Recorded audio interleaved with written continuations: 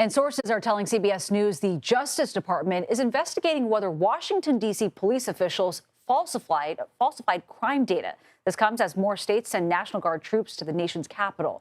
The governor of Tennessee joined 5 other Republican-led states who are sending National Guard soldiers in support of President Trump's crime crackdown.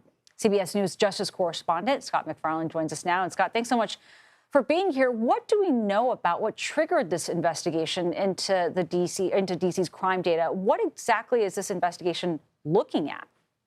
Nancy, that is far from clear. 3 sources familiar with the matter tell CBS News a review has begun inside the Department of Justice and the U.S. Attorney's Office for the District of Columbia into the D.C. crime data. There have been complaints from the police union that the data is inaccurate. There's been reporting from other sources that there may be some discrepancies in some of the prior year's crime data, things that should have been classified more serious that were classified instead as less serious. But these are allegations that have not been founded in the courts. And the mayor has argued that D.C. crime data is pretty clear. It shows a 27% drop in violent crime year to year in the District of Columbia.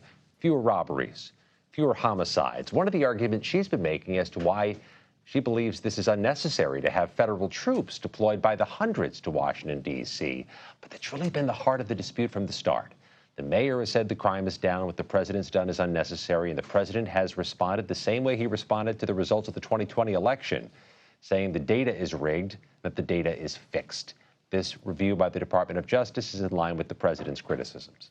And Scott, we're talking here about the National Guard troops as more keep on getting sent by these governors. What role are they actually playing once they're on the ground?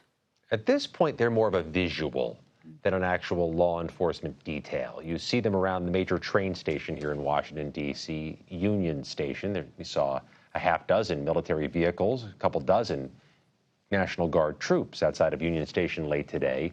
The White House has said they're not armed. The Defense Department has said they're not armed, not executing arrests. But look at those numbers. If you do the math there, add all those numbers together, in addition to the 800 or so Washington, D.C. National Guard troops, you're getting pretty close to 2,000 total. That is more than half the actual size of the D.C. Police Department. They have really reinforced a lot more people here. As of now, they're not making arrests. They're supposed to be a visual deterrent. And one thing we saw today as we spent time on the ground near the National Guard troops, they're actually showing their zip ties.